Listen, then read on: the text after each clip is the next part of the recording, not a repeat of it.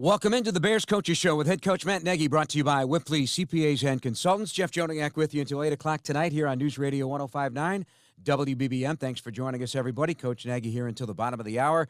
And then Bears Vice President of Player Engagement, LaMar Soup Campbell, joins the program as he will talk about his role in the Bears family up here at Hallis Hall.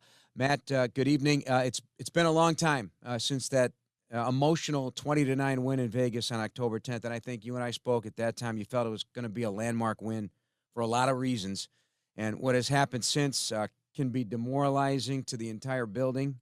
A 5-game skid. You've been through this before, but every year's different and unique. How are you and your staff attacking this one, and with a game already on Thursday in Detroit? Yeah, Jeff, you're right. It's it's obviously never fun, and I did really feel like that point in that game in the locker room after that win in Vegas was definitely a special moment. All that said, we put ourselves in a position of being 3-7 and having 2 tough end of game losses like that.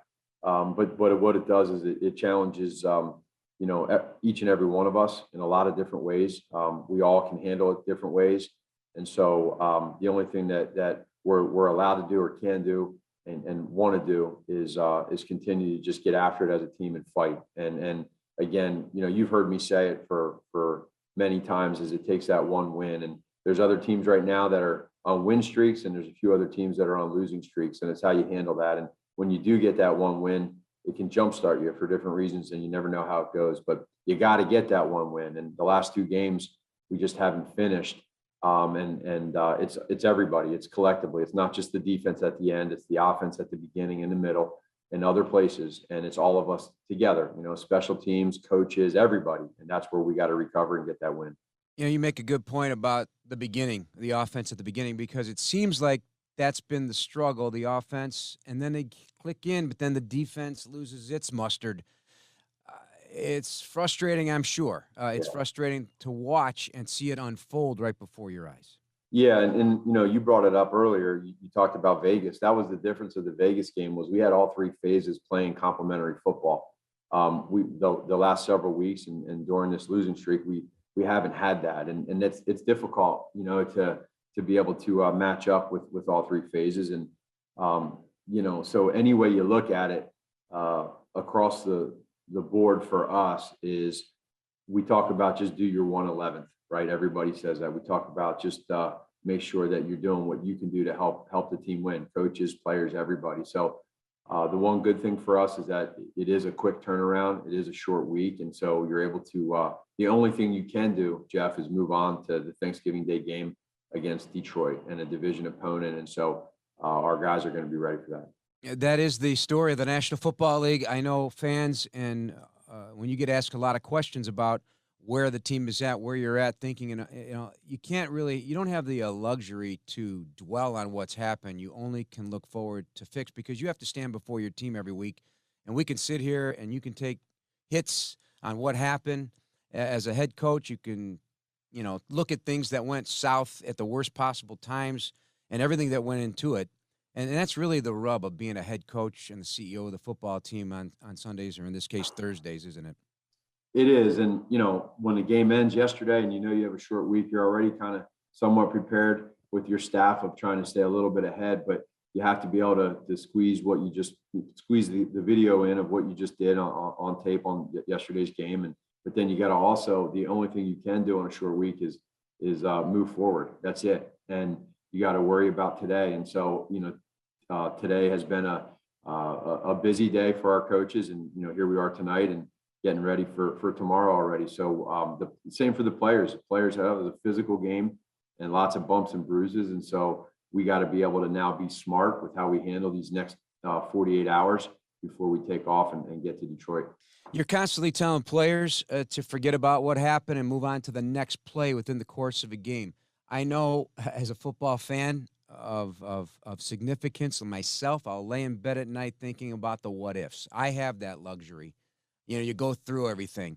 You do not have that luxury either, but you're human. Do you lay in bed thinking about the what ifs? Because yes, 2 games you couldn't close could have been a big difference at 5-5 going into this one on Thanksgiving against a winless ball club. But to what extent do you play the what ifs in your mind? Yeah, I mean, as Specific moments, like no, specific absolutely. moments. Yeah. As a coach, we all have those. You all go through, and we do it as well. And you think about certain plays, and somebody might think of this completely different than somebody else. The one that I look at that I think would have really changed the course of the game was the 3rd and 1 deep ball to Mooney that he caught, but just got his just didn't get those 2 feet in bounds, and the ball kind of drifted a little bit. So it's that's not by no means the reason why we lost, obviously, but that was a play right there where you just think, man, if we could have ended up completing that, what a big gainer that would have been, momentum shifter. And instead we went to the 4th and 1, et cetera. So I mean, that's one play that you think of, but there was a lot in that game for many different reasons, and you got to give credit to Baltimore as well.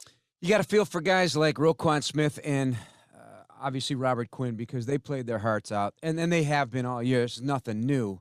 But Roquan played with a certain level of viciousness, and Robert Quinn continues to be a comeback player of the year candidate, just exploding off the ball. He knew he could beat his man repeatedly on the left side.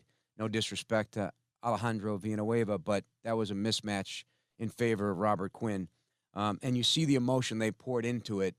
Can those two guys alone on tape, and I don't even know if you guys are going to watch this tape with any kind of detail, but can the rest of the team say, man, these guys are fighting, man, I need to do this? Absolutely. I mean, those guys, you said it, they're guys that fight every day. And the part of that is that you see on game day is that they do it every day in practice, and they do it every single rep that they have in practice is where you feel it and you see it, and then it transforms over onto game day, and then they get results, they get production. They are guys that worry about play-by-play. They just try to be impactful players. Their effort is second to none, and it shows and it reflected in yesterday's game. Ravens bringing the house. Pressure comes. Hit as he throws down the field. He's got Goodwin over the shoulder. 10, 5, touchdown Bears. Welcome back to the Bears Coaches Show. It's brought to you by Whipley CPAs and Consultants, a proud partner of the Chicago Bears. Learn more at whipley.com. Jeff Joniak and Matt Nagy here on Bears Coaches Show. You heard the Andy Dalton, the Marquise Goodwin touchdown.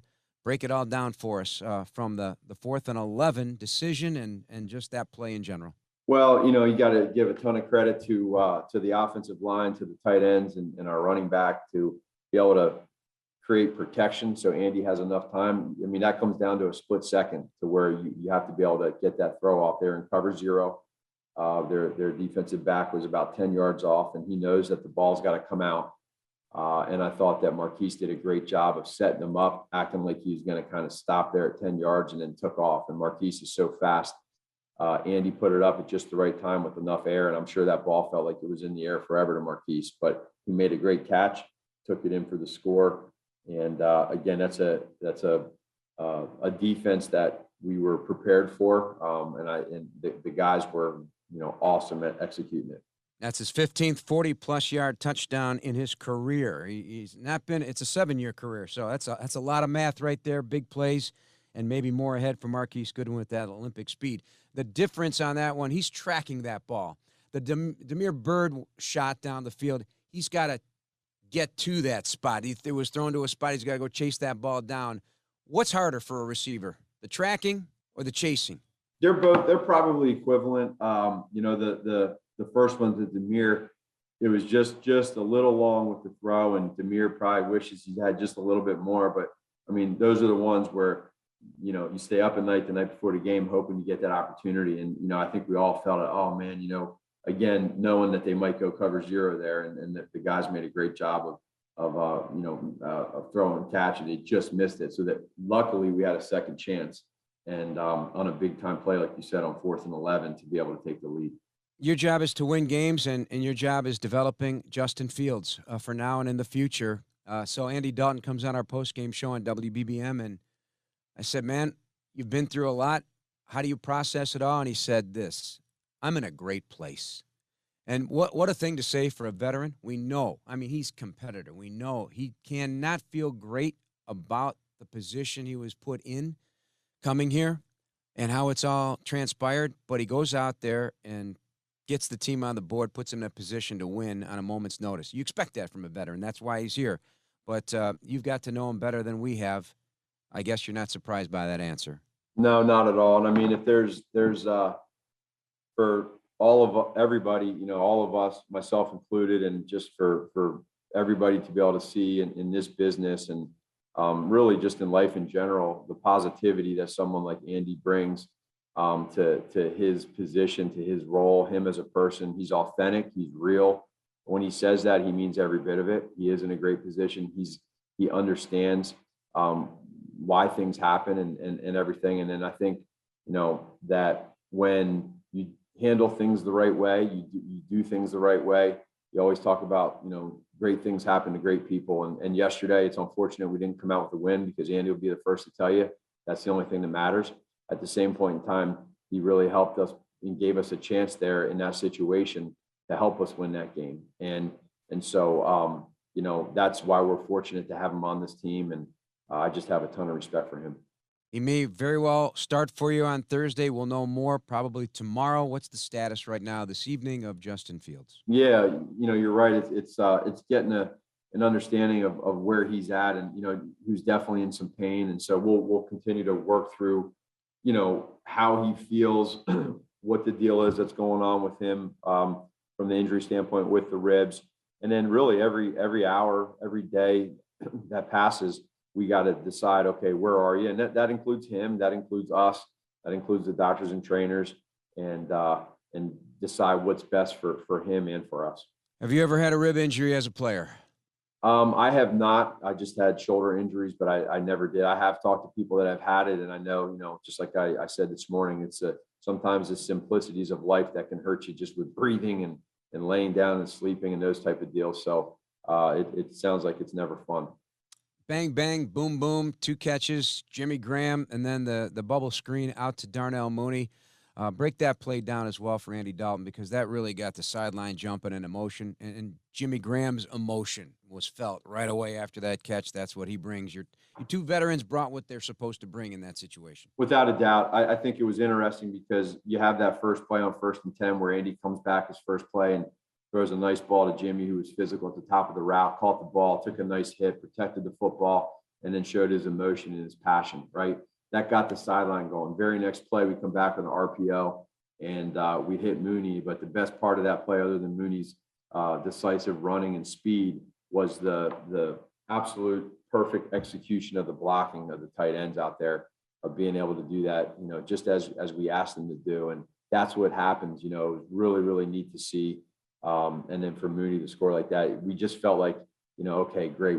We got a long play, not a 12-play drive, a 2-play series that went however many yards, 70-something yards. It was just really nice to have, and you could feel the emotion on the sideline. Play clock to 6, low snap. Huntley looking to throw, steps up, hit as he delivers. Here comes Quinn from behind. He brings him down and almost tomahawked that ball out of there. Download the Chicago Bears app to play our new predictor game, Risk It, brought to you by Bet Rivers for your chance to win $250 in free bets and a custom Bears jersey. With Bears head coach Matt Nagy, Jeff Joniak heard one of the 3.5 sacks of Robert Quinn. Heck of a job now leaning into the prep for the Detroit Lions Thursday at Ford Field. I had an opportunity to do a one-on-one interview with him for our Bears Game Day live show, revealing just what he's all about. He is a simple country boy from North Carolina, but with great passion. He's lived through a lot, a near-death experience with a tumor that he's played with his entire career, and still emotional about that. I think it put a different spin on, just because of COVID, we haven't had a chance, fans haven't had a chance to get to know some of these players like you brought in, but boy, you have, and Robert Quinn is certainly bouncing back in a very dramatic way with 10 sacks in 10 weeks of the season. He is, and it's a really special story for him. It's great for him to be able to come back and show what he's all about. I know, last year was a frustrating year for him, but he's really, really taken charge this year, and he's just playing at such a high level. Like you said, he's a person that every day you walk by and you ask him how he's doing, and he always just says, "I'm breathing." 2 words, I'm breathing. And he keeps life very simple. He keeps things in perspective. And I just have a ton of respect for how he handles himself as a person and a player. All right, let's talk secondary because a time or two this season, there have been communication breakdowns. You don't want them. I don't know. You don't expect them, I guess, in clutch situations, but there were some more yesterday. Where's the fix on that, especially on bunch sets? Bunch sets, everybody's got to know their responsibility from the jump. That's a difficult one in this league, and teams do a lot of damage on bunch sets, as you know. Yeah, you're right. Those are ways to take advantage of different coverages, and especially in that moment in the game, you want to make sure your communication is spot on, and that there's definitely no one that's that wide open. So we gotta, that starts with me and making sure that these guys all understand the mentality of the communication process, and then the execution part of it. So just too big of a play there at that moment, put them down there too close to be able to go ahead and get that touchdown. It's not in your DNA to just throw your hands up in the air and say, "Oh well, I don't know. I don't know how we're going to fix this. I don't know what we're going to do." But coaches have to have answers to very difficult questions. Do you have some in your well you're going to reach into to find a way here? Yeah, well, I mean, it's been, when you go through these when you go through losses like this, the only thing you can do is fight. You said it's in your DNA. You either have it or you don't. And if you have it, it's easy because you just keep fighting, until one lands. And one lands, then you try to hit. You have a second one that lands. And so if you don't have it in you, you quit. You know who I am, and you know who our team is, and you know how we work as coaches and players, and that's what we will do. And that's the only thing. That's the only choice we have. So it is a quick turnaround, and we're right back at it. And had a walkthrough today, have another short walkthrough tomorrow, and before you know it, we're on the plane to Detroit. How do you handle team-wide frustration? You could see it in their faces when you stand before them in team meetings. How do you, especially with young guys, they could easily drift, and veterans can make business decisions. Sure. Right? You just stay honest with every one of them. You're very, honesty is key. That's the only thing that, these players, they understand. They all know how hard they work. We as coaches know and see how hard everybody works. And so when you're honest with them and you don't point fingers, you don't blame, it's a lot easier to go out to practice. It's a lot easier to go out there on game day and give it all you have. And that's what our guys have done. All right, let's talk Lions. They are a tough team. They have a coach that you got to know. In the first meeting, they've had 4 games. They've held teams under 20 points, held the Browns at 13. They have a running back that's hot. They got a tight end. Don't know who the quarterback's going to be. What do you know about Tim Boyle, and what do you know about the Lions right now? Yeah, well, you're right. I mean, they're a team that, they played Cleveland yesterday and held them to a low amount of points. I think it was, with 13 points. And so we understand that they're fighters. You know that from Coach Campbell and what he's all about, and he's teaching the same message. And it's not easy, when you're losing like that. But you watch their games and you see. I mean, you take the Steelers into overtime and in a sloppy game and with rain and everything. But that's who they are, and it doesn't matter. In the NFL, you look yesterday and you see the Texans beat the Titans. And it does not matter. So what we got to do is make sure we're locked in. And we go out there and just give it our all. All right, appreciate it, Matt. Good luck with the prep. Thanks, Jeff. See you. Single game Bears tickets are available. Cheer on the Monsters of the Midway live at Soldier Field this season. Visit chicagobears.com/tickets for more information. Welcome back to the Bears Coaches Show. And because of the short week, no coordinator this week, but we got a great man in his own right. LaMar Soup Campbell, a guy I've gotten to know well over the years, the man we call Soup. You're still good with that now that you're a vice president? Yeah, I promised I would never change, no matter how much I had an opportunity to rise. So yeah, feel free to call me Soup Jeff, and always good to be with you. Yes, good to see you. And you did get a new title as vice president of player engagement. How significant is that for you, given what you've started here several years ago and helping with the culture of the organization that goes well beyond what happens on the playing field? No, I think it's a great honor for me, definitely to be a vice president in one of the founding franchises, the founding franchise of the NFL. Just shows the confidence that my general manager, my head coach, our chairman, George McCaskey, our president, Ted Phillips, believes in me, and it's just a great significant honor to me and my family, and I plan on making the Bears proud as I move forward. You know, as folks listen in, and we've had you on before, so what that player engagement means is all encompassing. And if you could kind of crystallize and how it changes every day, let alone Yeah. every season. Yeah, I mean, I guess one of the best, I think, what everyone learned coming off of COVID the last year and a half is a lot of Zoom meetings. So I'm probably in every Zoom meeting in the building. That's one thing that definitely upped up. But you look at the players that we have, the organization where we have, and what we're looking to do moving forward. Not only does it encompass the players' needs and their growth as people and men on and off the field, but also the organizational needs and where we grow as a business as well as a franchise going into our next 100 years. So you have a 5-game losing streak that impacts every corner and space of Hallis Hall. It affects the organization in a very profound way.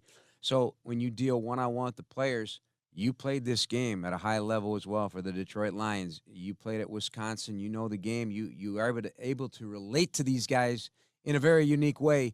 So what's your messaging? Because it starts obviously with Matt Nagy, but then you could put your own spin on it as well for guys. Yeah, absolutely. I truly believe self-awareness is the most powerful tool we have in our toolbox. So I believe every day, including myself, looking in the mirrors as well as the players, we have to own what's in front of us. You know, we look at a 5-game losing streak, you know, no one is happy about that. But the importance of it is you have to get over that emotional hangover quickly, and you have to continue to move forward. You have to continue to communicate, and you also have to continue to set the standard.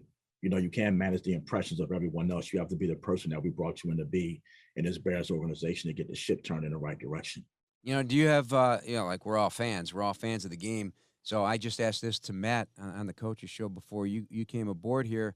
You know, they don't have the luxury of the what if game. You know, you can sit there and keep your eyes open at night and not sleep about it. But as players, I'm certain, while, you know, as a defensive player, you're taught and it's ingrained in you. It's the next play mentality, right? You got to flush it. But after a game and they have time to ponder, do they come to you with those what ifs? Man, if I would have done this, man. And then how do you coach them?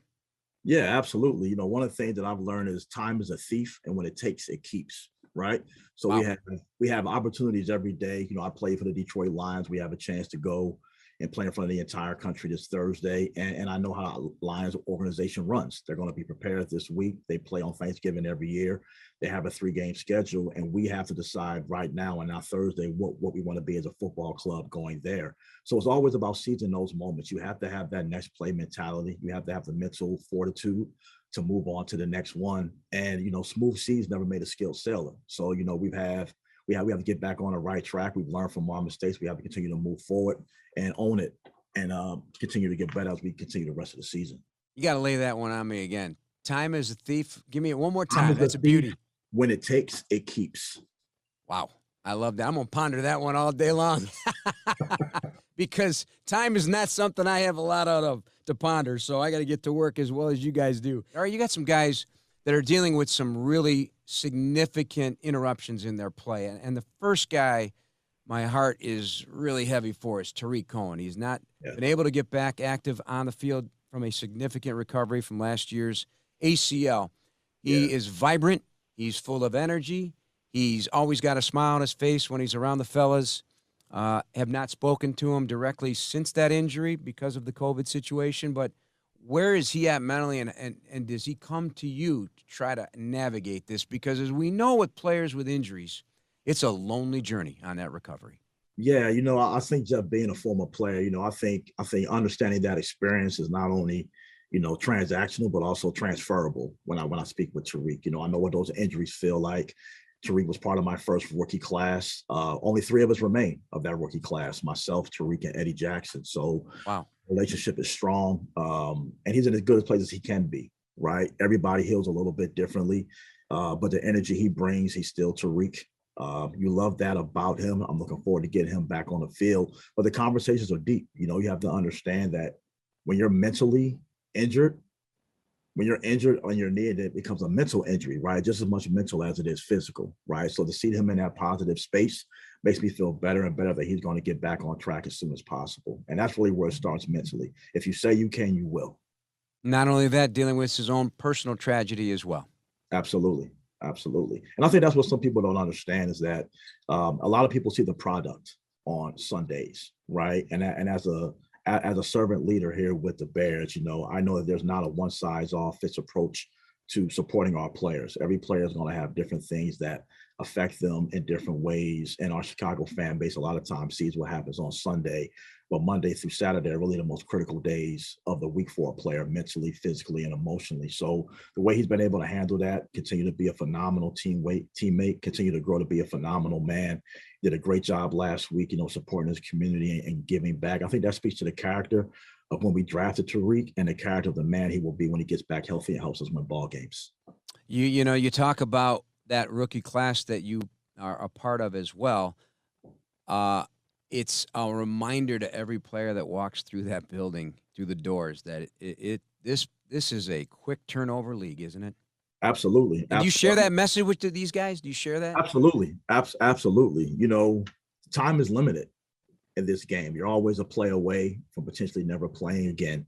And, every day we have 500 to 700,000 decisions that we make every day, right? And every day you have 4 or 5 that are going to be pivotal to your future, right? So I always try to make sure that the guys understand, if I get you to think about it once, you got a chance. If I can get you to think about it twice, you're probably going to make the right choice. And if I can get you to think about it 3 times, you're definitely going to make the right choice, right? So whether it's watching film, whether it's taking care of your body, whether it's learning how to be a pro, one thing that I've learned is that when you become a pro, a lot of it is unlearning a lot of things you learned before you got here. Because some things don't translate to the collegiate level, to the pro level. And you have to unlearn those things and be willing to absorb the new things that are going to make you a pro for a long time. So when I look at guys in my locker room that are 10 plus years, when I look at a DHC, a DeAndre Houston Carson, when I look at guys that have paid their dues and now going up and showing plays, look at how those guys operate, pick their brain and understand that you have to continue to elevate your knowledge and understanding of the game and have a humility and a confidence to that as well. All right, 2 guys at each end of the spectrum. Tevin Jenkins, a high draft pick, moved up to get him second-round pick, big expectations. Hasn't made the field yet because of injury. And then you got Khalil Mack, first time ever on IR. The yin and yang of that, the issues that are involved with that, because we know how competitive Khalil is. There is no way that man wants to be on IR. Right. And we don't know Tevin as well just yet. Yeah, I think you look at those things, the spectrum. You look at what Khalil's been able to accomplish once he's been here. And you look at Tevin, who hasn't had a chance to really step on a field and prove himself there, but the way he's been in the locker room, I think at this point, you look at the character, you look at the draft every year and you want talent. You want guys that are 4'2", you want guys that can bench, you want guys that can do all those things physically. But when you look at the core of a football team, ultimately it's always going to come down to the character of the guys. So when you look at their character, their mental preparation, how much they love the game of football, it doesn't become rocket science when you look at how these guys are handling the things and troubles that are put in front of them and how they affect their teammates. Because you can bring a teammate up by watching another teammate struggling in a way that they handle it. A lot of players in the locker room, Jeff, we learn through osmosis. A player may not necessarily talk to me when I was a rookie, but I watched him. And I watched how guys went about their careers. I watched how they handled themselves off the field. I watched how they handled themselves in film and in the training rooms. And even though they may not have spoken to me day in and day out, we're learning through osmosis. So when you have character guys in the locker room like that and guys are watching how they're moving around the building, I think that pays huge dividends on Sunday. Back on the Bears Coaches Show, Jeff Joniak with Bears Vice President of Player Engagement, LaMar Soup Campbell. Soup, I can listen to you talk for hours. You got a lot to you here. So let's do some quick hitters. Obviously, you help players with a variety of issues, personal, professional. What have you learned about yourself during this whole time? Because there's a lot of things going on. Yeah, I think, I walk in there every day and I pride myself that to learn from them as much as I hope that they learn from me, right? And to listen to what my guys are saying. A lot of people communicate, but very few people connect, right? And it's about connecting. You can speak, but are you really connecting with the guy that you're speaking with, every day, and understanding that the small wins counts. And I think learning about myself is that I have to continue to be a sponge, right? You can never get stagnant in this game. We have a lot of things that will affect the game long term. We have college athletes getting ready to come into the NFL that are going to be NIL athletes. You have a young man Yeah. that could be a millionaire coming into my locker room. How does that affect us on the scouting side? How does that affect his character? You know, the old saying, money makes you who you really are. Is he the same type of player that we're looking at? Then it also understands you're going to have a marketing director that's going to be affecting these players when they're 18 years old. So how does that affect college choices? How does that affect pro choices? So understanding that in this role, to be highly educated and understanding what the new trends are is very vital for me to be successful and make sure I'm helping the organization in any way that I can. I'm sure some of that's already leaked into this 2021 class with Justin Absolutely. Fields being such a high caliber athlete and a draw. So have you Absolutely. already had to manage some of that? Absolutely. Absolutely. I mean, Justin, you know, coming out of Ohio State, you know, was phenomenal. We all know his story. We all know where he's been for us this year. But I think it's imperative to know that Justin's still a young man. You know, Justin still has to grow as a person. He still has to grow as a player. And I think not only myself, but the organization has full confidence in making sure that we're providing a platform for him to be nothing but successful while he's a Chicago Bear. Now it's time to look ahead, brought to you by Bet Rivers, the official sportsbook partner of the Bears. It's almost a matter of convenience that you are a former Detroit Lion, the first team that the Lions ever hosted on Thanksgiving in 1934 with the Bears in the inaugural game. And, you know, you're an undrafted free agent, and you made it in the Lions organization 5 years there. What's it mean to you to head to Detroit this Thanksgiving? No, it means a lot of history there. You know, as I said, I got there as a free agent. Came in a camp with nothing to lose and was blessed to make that roster as a special teams guy. And I think we look at the way that I was able to break into the league, understanding the importance of the little things, right? I was not the fastest. I was not the biggest, but the understanding the work ethic. And I think I've tried to take that throughout my entire career. So having an opportunity to go back to Detroit, where my career started, where I was able to actually be a starter when we opened up Ford Field, is always nostalgic to me. They're going to be a prepared football team. We have to be prepared as well. But it's a big game for them. You know, we weren't a great team when I was there at Detroit. Thanksgiving was our Super Bowl game a lot of ways. And I believe they're going to go with that mentality this year, especially because they haven't had a win yet this season. Yeah, that's always a pressure moment, you know, for both teams, actually, in this case. But, Soup, we could do a whole hour with you because, you know, you just scratched my curiosity on the NIL stuff because that is going to be a big topic. We could do a whole show just on that because there's a lot of positives, but there is potentially built-in negatives with that one as well. My last question, then we got to let you go. Give me a short answer if you can. You've done a lot here in a short time. No question about it. You've polished up and really become a significant part of this organization. What would you like to accomplish next? For Soup I would like Campbell. a Super Bowl for the city of Chicago. I mean, that's my goal every year. I have my vision board in front of me every year, and the Super Bowl trophy is in the middle of it. And my goal is to bring a championship to the city of Chicago. That's what I would definitely like to accomplish next, and I'm going to put my effort into that as much as I can moving forward. You and DHC. DHC's got a vision board, too, since he was a little guy. Something to shoot for. Soup, it was a wonderful conversation. Hope to have you on again. Appreciate it. Always a pleasure, Jeff. Thanks again. I'll see you soon. That's going to do it for tonight's show. Thanks to our producers, Dan Barilli, Jordan Tredup, Andy Gersher, and Keith Johnson. For head coach Matt Nagy and Vice President of Player Engagement, LaMar Campbell, I'm Jeff Joniak. Bears-Lions, Thursday, Thanksgiving morning at 8:30 with a pregame, 11:30 the kickoff. This has been the Bears Coaches Show on News Radio 105.9 WBBM. Good night, everybody.